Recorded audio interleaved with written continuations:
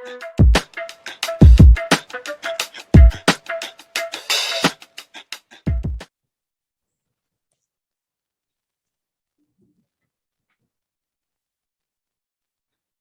we have officially started. Can I get started? You absolutely can. Awesome. Thank you. Thank you, Daniel. Welcome, everybody. Welcome all the Renatas that are here. Thank you for being here, for being myself. And thank you for the awesome people that we have today.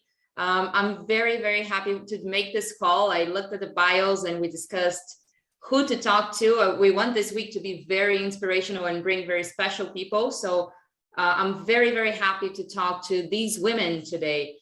Can you send me the chin up? This is okay. So first of all, thank you everybody for being here, both the many Renatas and the panelists. Thank you, the attendees. And this weird thing that everybody is me is because I have sent the panelists the link, but then it was my configuration. So don't worry about that. You're going to be shown as panelists, but it's fine and we can continue normally. So thank you, everybody.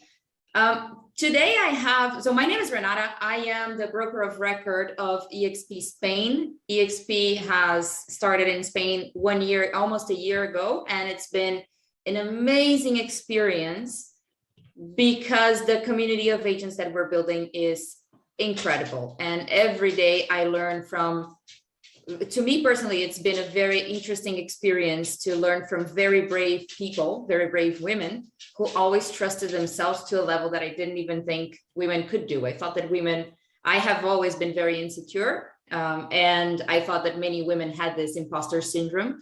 And I've been learning incredibly that other women are so brave, so much braver than myself. And they trust themselves. That makes them free. We're going to explore these topics later. And especially today, I am very happy to have this group of amazing women that we can learn from. So we have 4 entrepreneurs from 4 different countries with very interesting backgrounds. So Michelle is a professional trainer and a consultant in real estate. Michelle, you do recruitment, training, performance improvement for real estate, correct? And automation and all the digital part.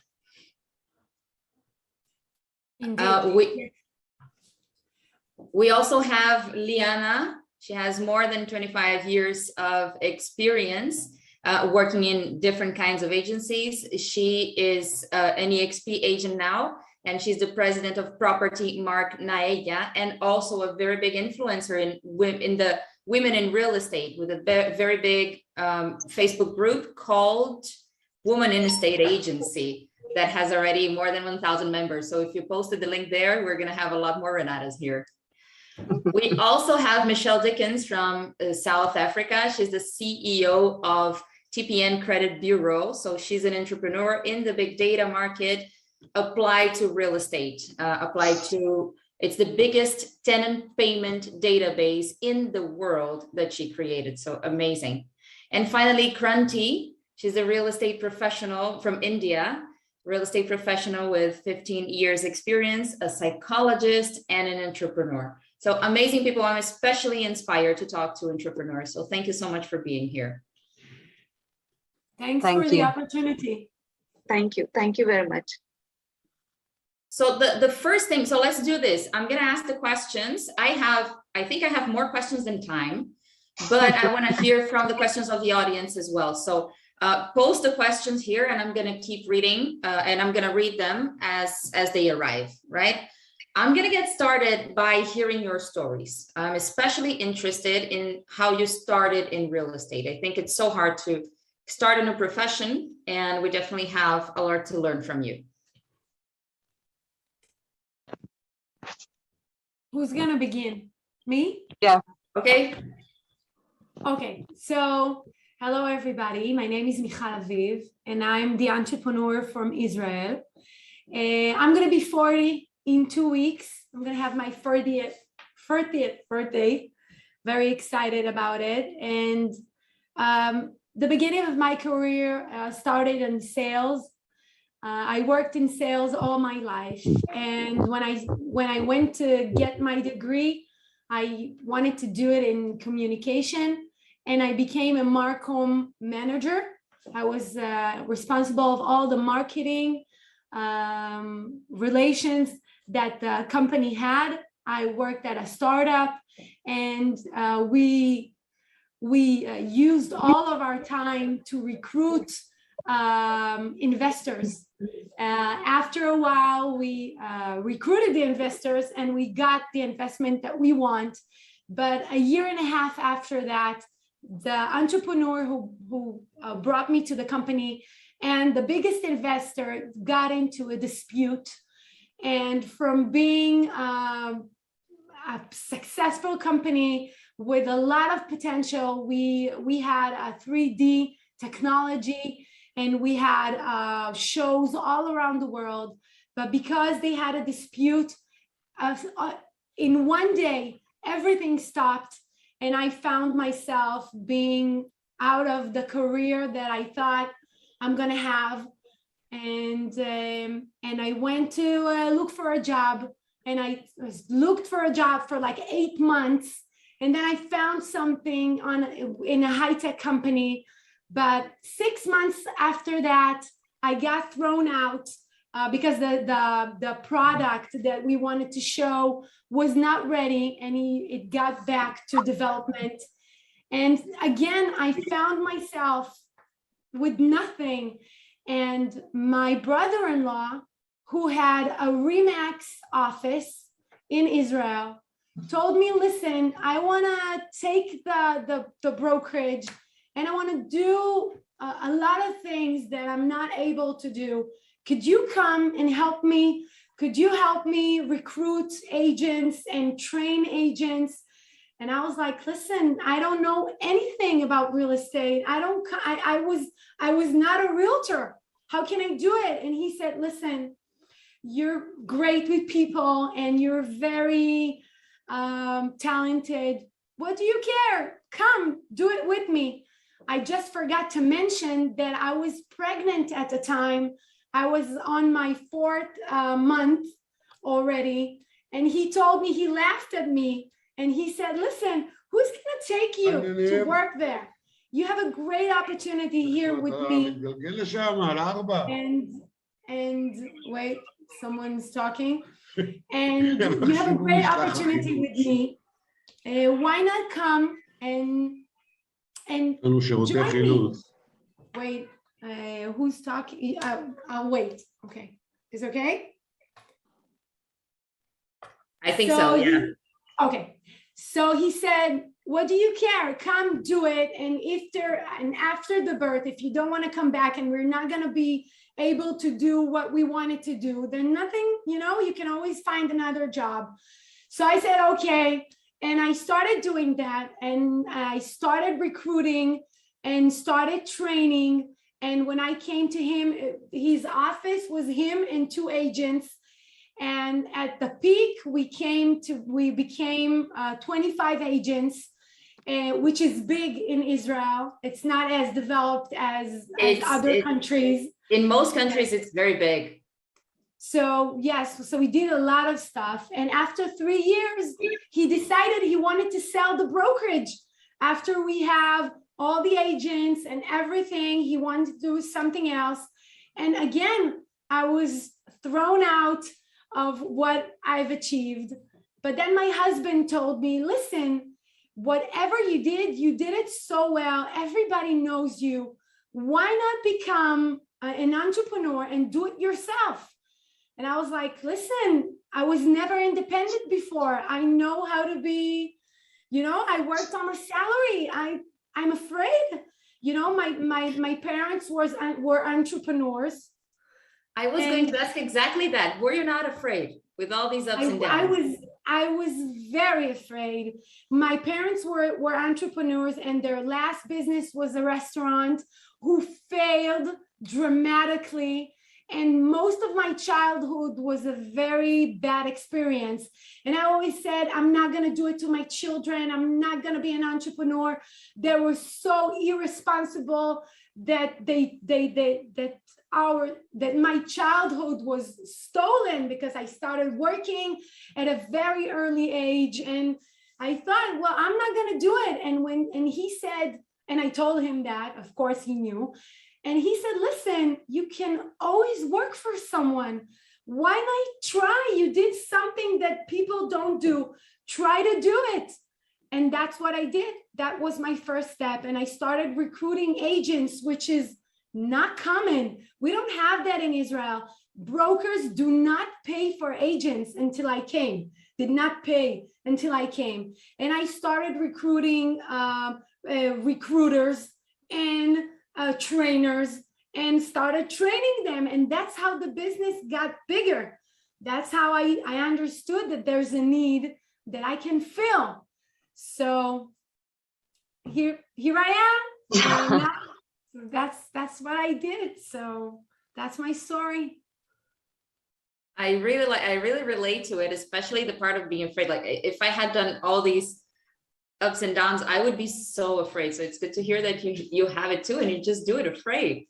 So let's hear the other stories, but I have more comments on that. Liana, please. Yeah, so maybe I should jump in there because mine is really different, because I started in agency when I was 19 years old. So I was selling advertising, and I thought, what can I do? It's bigger, advertising's hard enough to sell. And then I thought, why not property? And there was an ad on the paper, and started from the very bottom, from making cups of tea to then becoming a negotiator and just learning the trade. And how it used to work is that you do everything. So you do the marketing, you do the preparation, you even go out and stick the boards, the for sale boards. So it was a great experience, and I learned on the job, because I always knew that I wanted to work. It wasn't one to school and going to uni. That wasn't for me. I wanted to make money. I always had a summer job. I left home when I was 16 and just left the country and started working. So and then a few events happened. Yeah, I left home when I was 16. So it was great, but I had really good role models. My mum was a worker, my family they were hard workers. And then I started moving up the ranks and had my own branch within the largest real estate company in Malta. And then once I got to the top there, I thought, oh, wow, why not move to London? And that's what brought me to London 20 years ago, approximately. And then I started again from the bottom. And when I moved here, I hadn't driven on the motorway, because if any of you know how tiny Malta is, it fits into London 5 times. So that's how small, just to give you a concept of size. So when I left I came for an interview and my knees were shaking. Anyway, packed my flat, moved here, and practically cried when I was given a car and keys, because here it's a paid job. And then moved. Yeah. What made you move to such a small town? Like, for somebody super ambitious, doesn't seem like the natural move. So what happened there? I moved from the small town to big city. So it was moving. So it went to London is a very big city. So okay. I understood you did the other way around. Got it. Now, flip side of that. And then I started again from here, and again worked up the ranks. And then recently in lockdown, it was one of those epiphanies. And I know that a lot of people review their life and their decisions and where they wanted to be and what would make them happy, not only challenge them in different ways, but what will make them happy in their life. And I launched my own business powered by EXP. And I also put my hat in the ring for the president of the National Association of Estate Agents. So it's a big membership body. It's also a Regis scheme. So it's Property Mark. And I got it. So it's been a busy year, but it's been so much personal growth, so much growth. And I've been living out of my comfort zone for the last couple of years now, but it's you said that not many women, that some women don't have that imposter syndrome. I think I challenge that, and I think we all have it, but some women decide not to let them stop them make those steps and those decisions. I run a women in estate agency group, and it's the first in the UK. And the stories, I interview women, weekly, and the stories I've heard and the challenges that women overcome, and the pressures that they put on themselves, and you know, is just phenomenal. So yeah, that's my story in a real nutshell. I love it. I love, and I want to talk more about, well, I have a thing with insecurity, so I want to explore that better. I want to hear the other stories, and then I want to jump into that. So Kranti, tell me your story. You were nodding when Liana said, is it Liana or Liana? No, Liana. When Liana said about imposter syndrome. So tell about your story. You're on mute. Sorry. First of all, hello everybody. It's really a pleasure to be here. I'm sorry, my video is just going. Can you see me? Okay. So first of all, yes, we can. Thank you very much for a great opportunity and sharing the screen and the stage with such beautiful women and successful women here. Really glad to be here. Really. So my story actually started. My parents are not entrepreneur at all. I mean, they are like they have been working, both of them, and they just happened to send me abroad for the studies, and maybe you just go settle down there and all that stuff. I finished my psychology from Canada, and then I was back in India. And then my father was like, you know, this like what topic today is about the women and the differences. So this is how I started, and then he was not really wanting me to go out and work and everything. So but then I just have to be a rebellious, because just as my name Kranti is the revolution. So I told him, just give me 6 months and let me just, you know, prove myself. And I was about like 20, 21 at that time. And yes, I mean, I left my house. I went and I had few money. I started investing.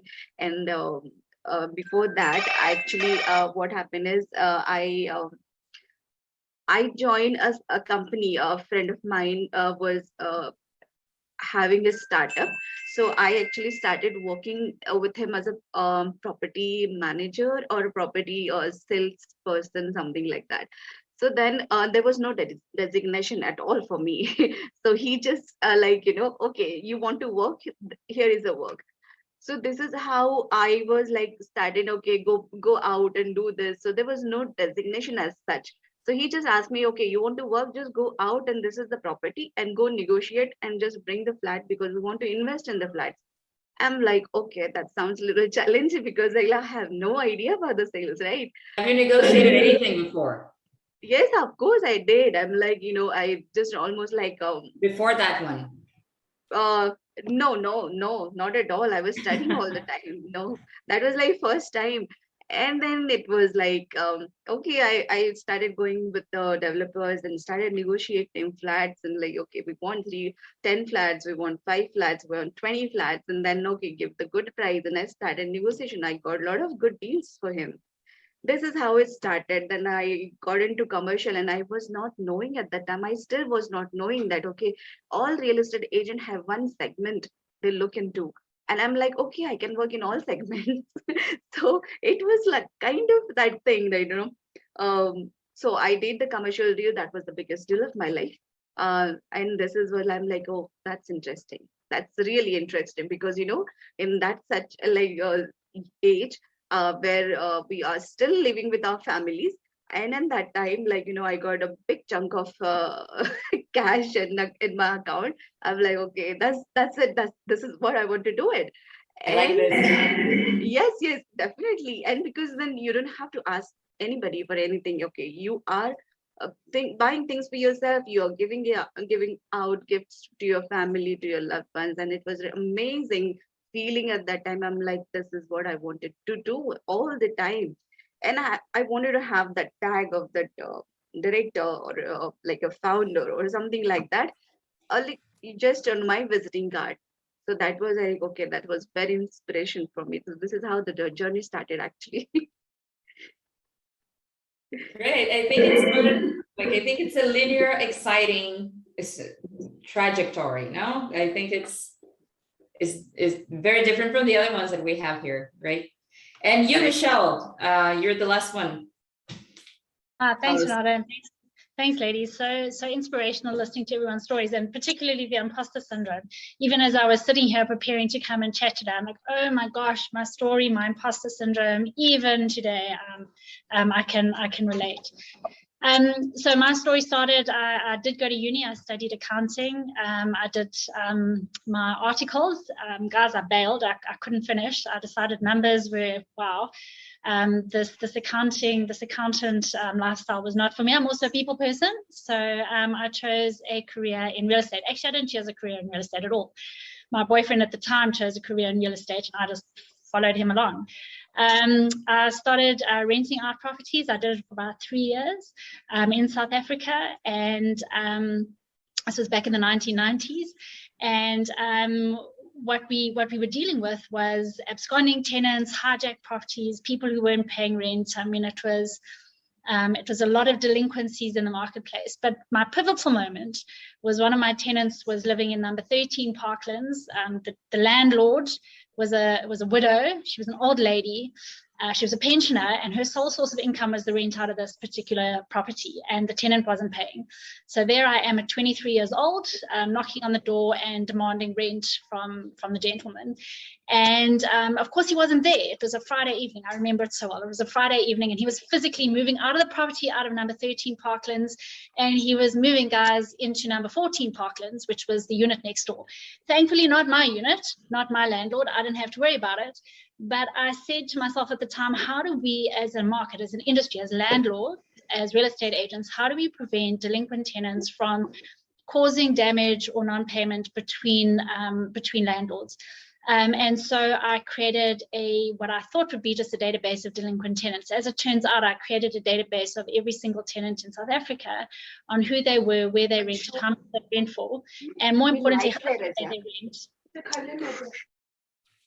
And more importantly, how they pay their rent on a monthly basis. As it turns out, the majority of tenants are actually good tenants. They are quality tenants who want to pay their rent. They want to pay it in full. They want a safe place to live. They want to be safe and secure. Safe and security in South Africa is one of the top 3 aspects that tenants look for. And so what we did, we started in 2000, and so we're 22 years old. And the business is 22 years old. And what we do is we profile tenant behavior, both on the residential as well as on the commercial, retail, industrial side, and help good quality tenants build a positive credit profile that they can then use to go and use from a lending perspective to motivate for a mortgage so that they can become homeowners themselves. And that's, I guess that's my story. Brilliant. I was trying to find my mouse so that I could unmute myself. It is very interesting. So you had to collect something at a very young age. So you were put in a very awkward situation, no? I think I would want to die. I think I would be very, very young to deal with that. I don't know. Yeah, I think age more than gender. We crash through those ceilings, and I think at that young age we're too naive maybe to realize what it is that we're taking on, I guess.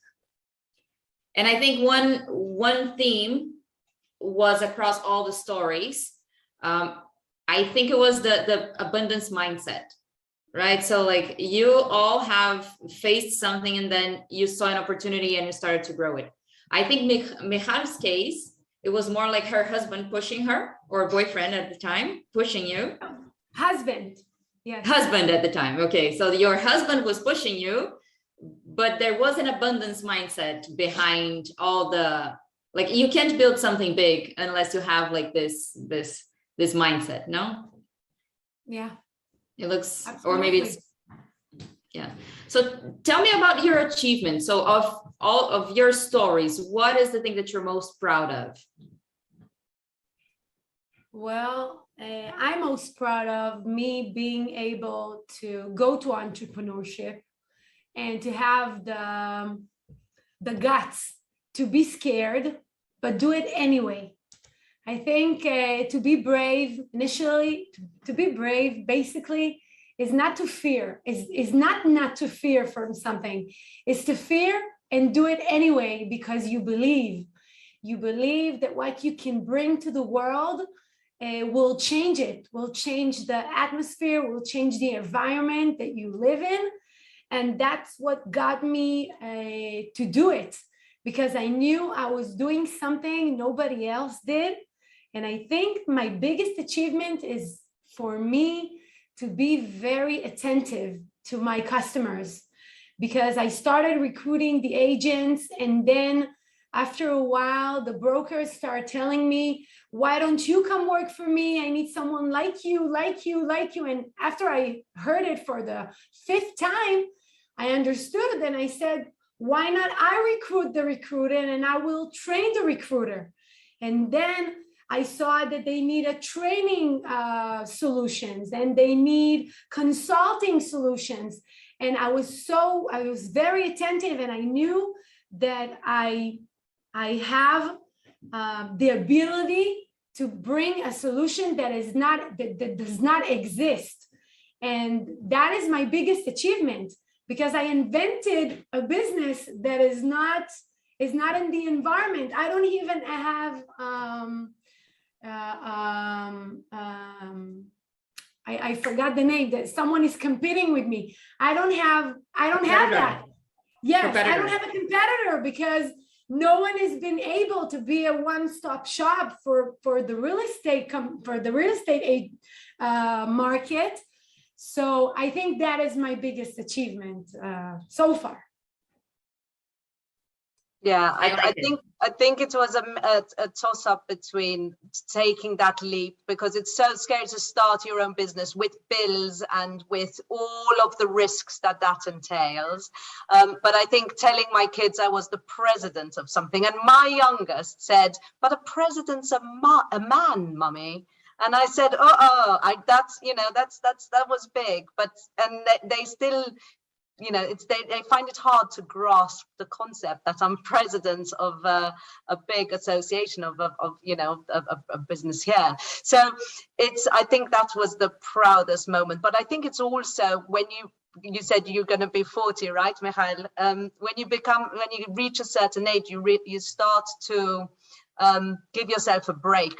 And you start to appreciate how much you've pushed yourself and all the risks you've taken to get where you are in life. And I think that's a massive achievement, when you stop being so hard on yourself and tap yourself on the back and just credit yourself and appreciate what you've done. You're so right. I think that when you accept yourself as it is, and you treasure yourself, that is, I had to have years. I think I'm still working on it, not being too hard on myself, and give myself some credit, and give myself the time and the patience to get better and be better. And I so understand what you're saying. I think as women, we just juggle and we do so much, and we've got the kids, we've got the job, we've got everything, we've got all these plates up in the air, and I think again, the women that I look at that have been successful have so many plates up in the air. They find it hard to sit on their hands and say no to anything. They're doing everything. So I think that's amazing. I'm waiting for Renata to ask about the challenges, so I can share all the challenges with the children and the family and my husband. It's not heaven, it's work. So I just want to add one comment before I go to challenges then, because we're talking about giving yourself credit and recognize when you're good. I think, I have this tendency of being very I think I mentioned the word insecure many times.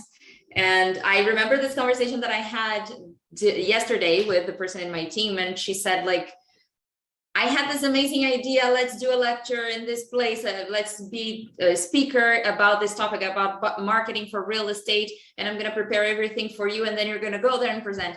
And I'm like, you're so much better than myself at that. Why don't you present? And she was like, no, but I don't know enough about that to talk. I was like, you're preparing the material. So we have this tendency of being afraid of recognizing when we're good, right? So It's very important. And you feel a lot better. You feel more free when you recognize what you're good at. So let's work on being more arrogant. And and let's talk about the problems now. So let's take the dirt out. So the biggest challenges. Who's gonna start? I think Michelle's jumping in there. I'm happy to start this one. So my biggest challenge was when I went out to the market with this fabulous idea, guys, we're going to collect a database of delinquent tenant information. And so it took me 5 months and 24 days before the first person would sign the agreement, before the first real estate agent agreed to be a client.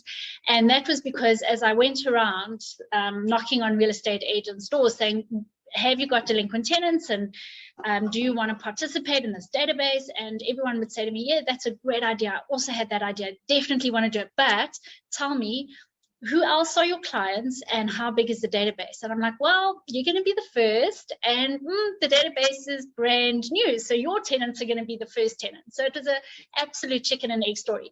And how I overcame that was to say to the agents, well, you know what, this is a startup. We're all going to build it together. But if you sign a contract with me, it'll be conditional on, and now give me your 5 closest competitors. And when I sign those companies up, then your contract will come into place. And so that gave me this way of getting people to sign a contract. So the next person's door I knocked on was a reference from the first contract to say, hey, you know what, Northgate Properties down the road just signed up with TPN. And actually they've suggested that you and 4 of your closest competitors also sign, because then tenants tend to move from agent to agent in an area. And let's wrap this area up first. So we went on a very small area and we built it around a very small area to start with. But my biggest challenge right at the beginning, 5 months and 24 days without a salary to get the first client to sign up with us because of the chicken and egg kind of scenario. I'm taking too long to unmute myself. Building a business on data can be incredibly hard because of that. Because while you don't have it's like a marketplace where I don't have many people in, nobody wants to be the first one. So it must have been very hard. What about you, Kranti? You wanted to say something too. Yes, definitely. I mean, because we women do face a lot of challenges when you come out of the house. You know, that is the first thing that you have day to day. Every moment you are facing many challenges that you can't even count of, that you can think of, because you just walk in and a hell lot of things comes in front of you, and that's it. So this is like, even I had a lot of problems, a lot of challenges, like, especially in India, what happens is like, women not supposed to be working. Yes, there are many families that, they don't have that thinking so far, but like a lot of what do you call it, like if those family, they don't want their girls, or they don't want their daughters, they don't want their wife to go out. And some kind of mindset of like society is like that they shouldn't be working in this male dominating field like real estate. And the women we had, I mean, I myself, when I was a little girl, and then everybody was like, okay, you're going to cooking classes, you're going to dancing classes, okay, the girl should be learning music, girls should be doing housework, and then you make her the nice videos on YouTube and all this stuff. I'm like, no, I'm like, I have done music, I have learned music, I have learned cooking and everything, but every time it was like, the challenge was us facing is convincing people every time. And it starts from your family and then goes around your relatives, your friends, your parents' friends. And I'm like, oh, why your daughter is working? so it was like all those challenges I had to face. And every time I have to convince people, I can do it, I have to work. And because I'm liking to work like this, and something is very challenging, and I love challenges. So I had a hard time convincing that yes, I can do real estate, yes, I can be a founder, yes, I can be an entrepreneur. And every time, every day, every moment, those were the challenges for me. So, and that is, I know everybody can connect with this. Everybody.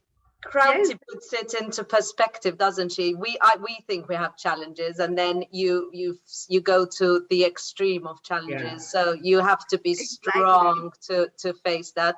I mean, for me, the challenges is when having a family. I found the balance of having a family and still pursuing to my career to the level that I wanted to. I felt guilty all the time that I had children, but I wanted to be a mum. And then I was a businesswoman and I wanted my career. So wherever I was, I just felt guilty, like I wasn't performing to the best of my capability in both areas, in all areas, as a wife, as a mum, as a friend, because there's so much time in a day. So I think that's a massive challenge for women and for a lot of women that I speak to. And I think the way to overcome it is by supporting each other. And that's one thing. That's why my Women in Estate Agency group, I think by listening to other women and listening to how they overcome the challenge and knowing that it's okay to feel that you're not coping with this, with life, with work, with kids, because it's a lot to juggle. Yeah, it's a everyday challenge. Like, when you wake up in the morning, your challenge just starts from your bed. And then, okay, now today I have this task. I have this task at home. I have this task with my kid. I have 11-year-old kid. And I know, every time then some like kids also throw the tantrums. Mama is not around. And I want to eat something like this. I want to eat that. And Mama doesn't have time to cook for me. So those are the very challenges, and till today, in having me being in the industry since last 15 years, so every time the challenges are always going to be there. I just feel that because only the challenge will be little different, but yes, we're gonna have the challenges, and I hope like a new generation, upcoming generation understands that. I hope everybody understands that we women are the most powerful creature on the planet, and please help us to grow. Just understand every woman, because every day they have the different challenges. I'm hearing about what you two are saying, right? And I'm thinking about this cognitive dissonance. What do I mean? So I've always tried to lower my bar for myself regarding all that I have to juggle, right? And so I have very high standards, and I tend to be obsessive about everything that I touch. So I'm always trying to lower my own bar. But then Kranti mentioned something very important, which is like, she has to raise the bar of the expectations to society regarding her success. So like you have to lower the bar for yourself. At the same time, you have to upper the bar for the others. And like, no, I can actually do this. And I think it's a cognitive dissonance, and it must be hard to balance these conflicting thoughts. Completely tough, very tough. It's actually tough. You said, when you asked the question, you said, what was your challenges and how did you overcome? And when I became an entrepreneur, I had an 8-month-old baby and a 2.5-year-old baby at the house. And I knew it's going to be very challenging to make motherhood, be a good mother for babies who cannot take care of themselves and need the attention, a lot of attention. And how can I do it with the new business, which is also a child, a child that you have to give attention to also. And I knew that I'm going to have a very, very tight schedule. And I almost immediately committed to personal development and started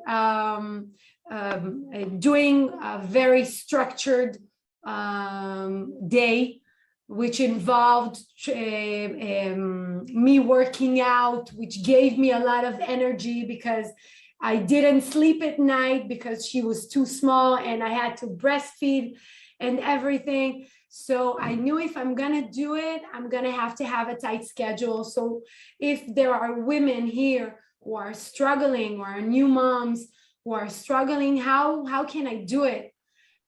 For me, it was a life-changing to have a structured day that combined my being a mother and tending the house, but being also an entrepreneur that could have time for the business, for the new business.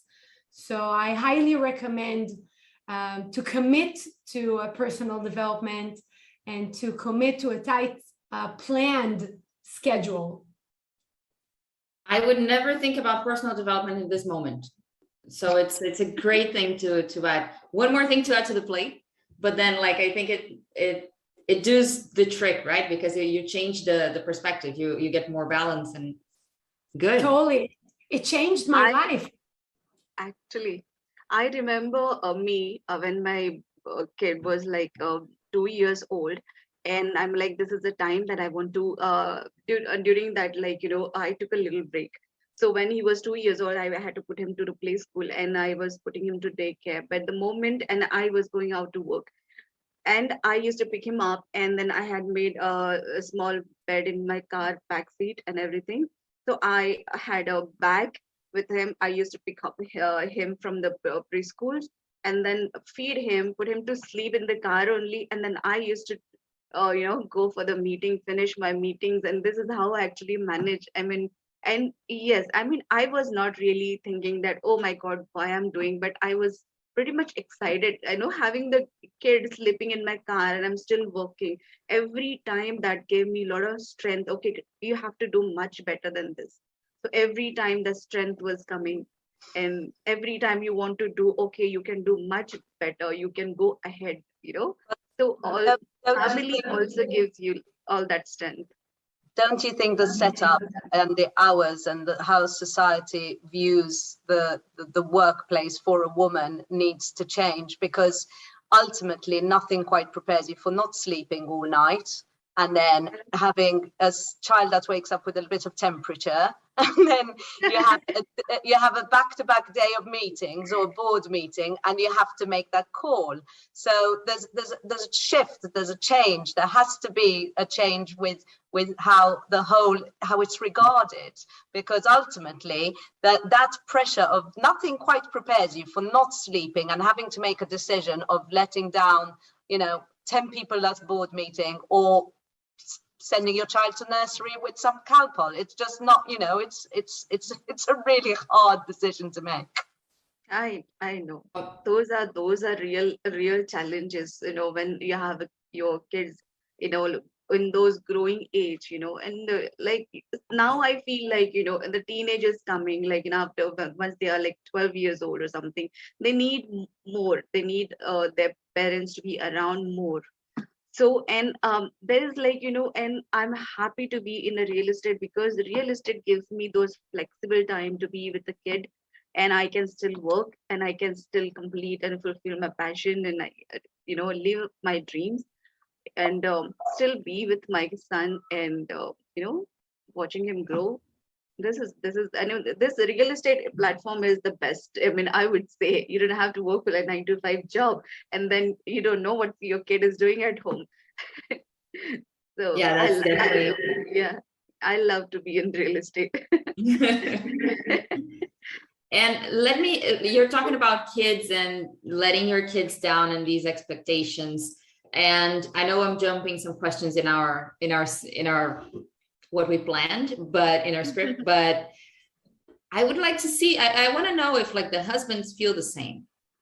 If like, I think my question is like, how is your career different because you're a woman? Do you feel like, and comparing or to your husbands or to your close colleagues, what would be different? Or if at all, because I don't have kids, but I almost never, I don't recall hearing this kind of concern from men, right? And maybe it's something I don't talk about. So tell me about it. One of the questions you asked, you wanted to ask was, does the industry, how can we, if men, do you think professional life would have been different if you were a man? Exactly. That's my question. Yeah. Yeah. So the thing is, I think it was, if I were a man, it was way different, because society expects me to be more proactive in my children's life. I remember one of the calls that my mom gave me at the beginning. She said, listen, Eyal is doing his best. he's helping you with the children. And I was like, he's not helping me with the children. What a favor. Children. He needs to take care of his children. He's not doing me a favor. It's his life, you know? And society expects you to be involved, to pick up the children. But if I was a man, it was okay if I get out of the house at 8 o'clock and come back at 8 o'clock at night. But if I'm a woman, people look at you, they tell you, oh, you're here at night? You said you had children. I was like, yeah, but I also have a husband, you know? I'm not here alone. So the juggling is also because society expects you. It expects you to tend the house, tend the husband, take care of the children. And if I was a man, I wasn't, you know, society would not expect me to be as involved as I am as a woman. So I definitely think that men get it easier. It's easier for men to have family life and career as well. I think they would like to be more involved though. And I think society looks at them, and when they do want to be involved and want to pick up their kids from the school gates. I mean, if a man had to ask for that, imagine what, running a company, imagine what their boss would say. It wouldn't be part of it. So I think this is why these conversations are so important, because if it has to change, it has to change for women and men. There has to be a societal change where everybody takes more responsibility for being a parent. And as much as it's true, I mean, there's, we take the lion's share as women, we take the lion's share of the family, or looking after the family. But even if a man wanted to, the society just doesn't support that at the moment. So that's a whole different conversation, huh?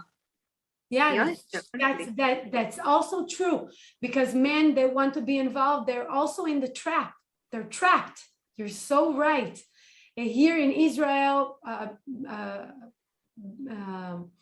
especially men who are tending high-tech positions, they do not leave if they're entrepreneurs also.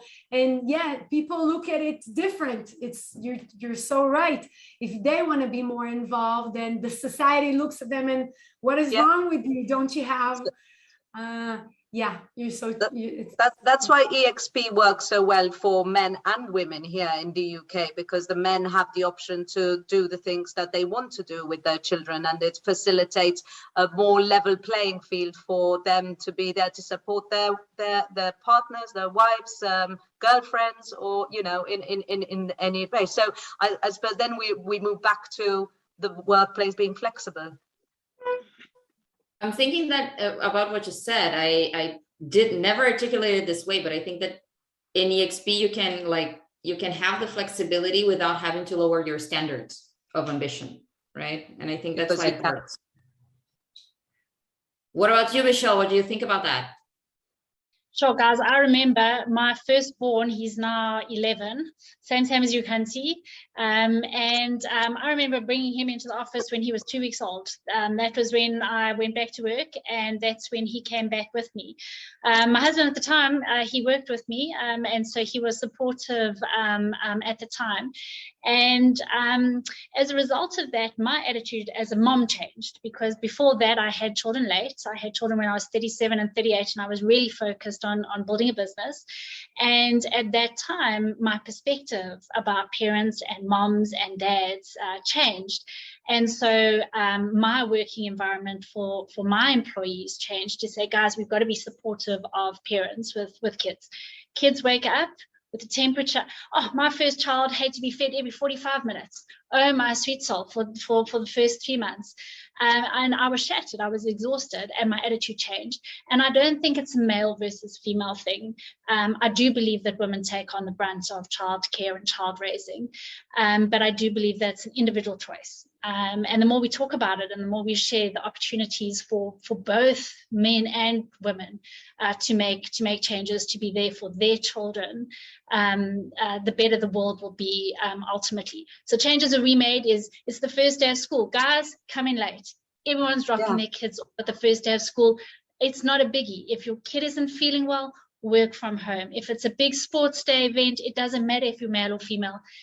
Take the couple hours. You don't have to put in leave for it. Just take the time and be with your children, because that's how we grow and empower the next generation, so that it's not seen to be that the moms are taking on all the responsibility and the dads don't have that because society perceives them not to be allowed to have it. These changes will be made over generations, and our kids need to see those changes happening in action at the moment. Absolutely. And that that brings to the question of Antonella, which is, do you feel supported by your male colleagues? Male colleagues or my? Male is the question. Men, your men colleagues.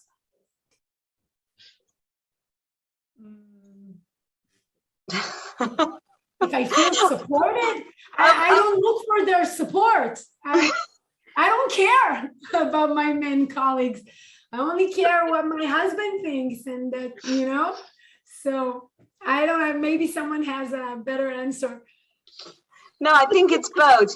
I've worked with good male colleagues, really great male managers, and I've worked with some that were not so good and not so supportive and extremely judgmental, and made the whole journey much harder. But in general, I think you get a real mixture, but there's a long way to go for there to be equality in the workplace between men and women. Guys, it's been a lovely talk, but I really have to finish. I'm already past the time I've been just said. Sorry about this, Juliet. But thank you so much. I think we can write the questions down. We have the WhatsApp group, and I would love to schedule a follow-up futurely. That would be great. Great, thank you. Lovely to see you all. Bye. Bye, everybody. Bye.